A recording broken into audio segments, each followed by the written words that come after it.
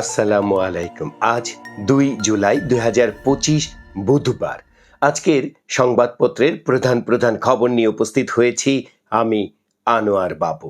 প্রথমেই যুগান্তরের প্রধান শিরোনামের খবরে দেখতে পাচ্ছি, জুলাই শহীদদের স্মরণে বিএনপি আয়োজিত আলোচনা সভায় খালেদা জিয়া বললেন, গণতন্ত্র প্রতিষ্ঠায় সবাই ঐক্য বজায় রাখুন।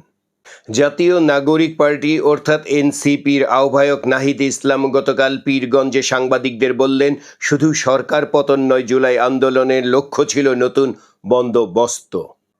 গতকাল আদালতে সাবেক সিইসি নুরুল হুদার স্বীকারোক্তিমূলক জবানবন্দিতে উনি বললেন, সরকার ও বিভিন্ন বাহিনীর চাপে 2018 সালে প্রহসনে নির্বাচন দিতে বাধ্য হয়েছি। সে সময় আওয়ামী লীগের নেতা কর্মী, পুলিশ, গোয়েন্দা সংস্থা, রিটার্নিং অফিসার ও সহকারী রিটার্নিং অফিসাররা মিলে দিনের ভোট রাতেই করে ফেলেন।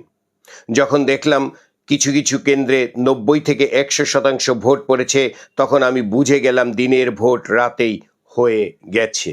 তৎকালীন সরকারের সরাসরি হস্তক্ষেপে এসব সংগঠিত হয়েছে। কুষ্টিয়ার মিরপুরে জাতীয় সমাজতান্ত্রিক দল জাসদের কর্মী জসিম উদ্দিনকে প্রকাশ্যে পিটিয়ে ও কুপিয়ে হত্যা করা হয়েছে।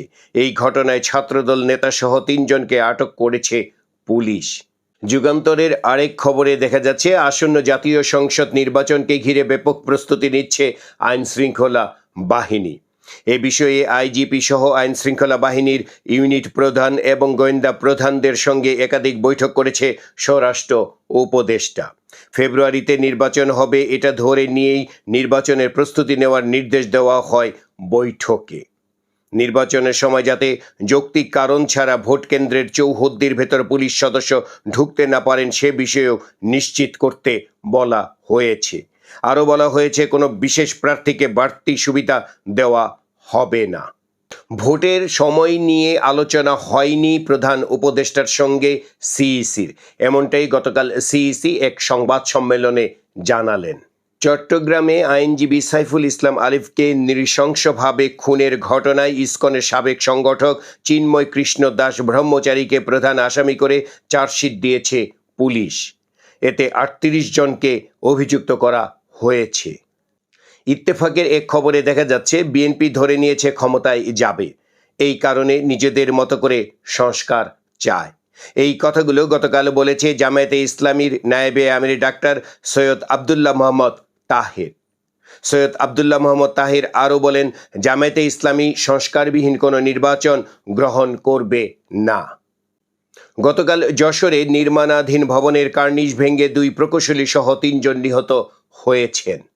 আগামীতে কেউ স্বৈরাচার হতে চাইলে জনগণ সঙ্গে সঙ্গে তাদের পতন ঘটাবে, এমনটাই গতকাল জুলাই গণ অভ্যুত্থানের বর্ষপূর্তি উপলক্ষে মাসব্যাপী অনুষ্ঠান কর্মসূচির উদ্বোধনকালে প্রধান উপদেষ্টা অধ্যাপক ডক্টর মোহাম্মদ ইউনূস বলেছেন। গতকাল ঢাকা বিশ্ববিদ্যালয় দিবস উদযাপন অনুষ্ঠানে বিশ্ববিদ্যালয়ের উপাচার্য বললেন, ভাষা আন্দোলন, মুক্তিযুদ্ধ ও 24-এর গণ অভ্যুত্থানকে মুখোমুখি দাঁড় করানোর অপচেষ্টা প্রতিহত করা হবে। প্রতিদিনের বাংলাদেশের এক খবরে দেখা যাচ্ছে, দুর্নীতি দমন কমিশনের চেয়ারম্যান বললেন, গায়ের জোরে বসিয়ে দেওয়া হয় পদ্মা সেতুর দুর্নীতি মামলা। গাজায় ইসরায়েলি হামলায় গত একদিনে নিহত হয়েছেন আরও 100 জন। আজকের পত্রিকার এক খবরে দেখা যাচ্ছে, মাতারবাড়ি কয়লা বিদ্যুৎ কেন্দ্র নির্মাণে ভূমি অধিগ্রহণ সংক্রান্ত নথি জালিয়াতির মামলায় কক্সবাজারের সাবেক জেলা প্রশাসক এবং জেলা জজ সহ 5 জনের বিরুদ্ধে অভিযোগ গঠন করে বিচার শুরুর আদেশ দিয়েছেন আদালত। সারা দেশে গত 24 ঘন্টায় 1290 জনকে গ্রেপ্তার করেছে পুলিশ। রাজধানীর মোহাম্মদপুরের তাজমহল রোডে দুষ্কৃতকারীদের চাপাতি আঘাতে মোহাম্মদ মিন্টু নামের 25 বছর বয়সী এক বিএনপি নেতার মৃত্যু হয়েছে। জুলাই আগস্টে সারা দেশে হত্যাকাণ্ডের ঘটনায় মানবতা বিরোধী অপরাধের মামলায় ক্ষমতাচ্যুত প্রধানমন্ত্রী শেখ হাসিনা সহ 3 জনের বিরুদ্ধে অভিযোগ গঠনের জন্য আন্তর্জাতিক অপরাধ ট্রাইব্যুনালে আবেদন করেছে প্রসিকিউশন। গতকাল মঙ্গলবার শুনানিতে তাঁদের বিরুদ্ধে অভিযোগ তুলে ধরে চিফ প্রসিকিউটর মোহাম্মদ তাজুল ইসলাম এই আবেদন করেন। সমকালের এক খবরে দেখা যাচ্ছে, ডেঙ্গুতে আক্রান্ত হয়ে গতকাল মঙ্গলবার সকাল 8টা পর্যন্ত আরও 1 জনের মৃত্যু হয়েছে, আর এ পর্যন্ত আক্রান্ত হয়েছে 386 জন। নতুন রোগীর মধ্যে সবচেয়ে বেশি 163 জন বরিশাল বিভাগের। এনবিআরের আরও 5 কর্মকর্তার বিরুদ্ধে অনুসন্ধানে নামছে দুদক। ময়মনসিংহ নগরীতে সাবেক স্ত্রীকে হত্যার পর আত্মহত্যার অভিযোগ উঠেছে রাকিবুল করিম নামের 50 বছর বয়সী এক ব্যক্তির বিরুদ্ধে। গতকাল মঙ্গলবার ভোরে নগরের গুলকিবাড়ি এলাকায় স্ত্রী রৌশন আক্তারের ঘরে ঢুকে তাকে হত্যার পর সেখানেই আত্মহত্যা করেন রাকিবুল। আত্মহত্যার আগে রাকিবুল নিজের জমিজমার দলিলপত্র মেয়েকে বুঝিয়ে দেন। এবার বিনোদনের খবর।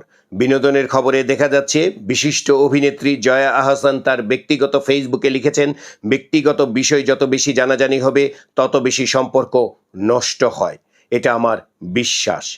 ওটা আমার কাজের জীবনে কোনো উপকারে আসবে না, তাহলে কেন তা খামোখা প্রকাশ করব। এবার ব্যাংকিং সেক্টরের খবরে দেখা যাচ্ছে রাষ্ট্রায়ত্ত রূপালী ব্যাংক পিএলসি সব ধরনের ব্যাংকিং কার্যক্রম 4 জুলাই বৃহস্পতিবার থেকে 8 জুলাই সোমবার পর্যন্ত 5 দিন সাময়িকভাবে বন্ধ রাখবে।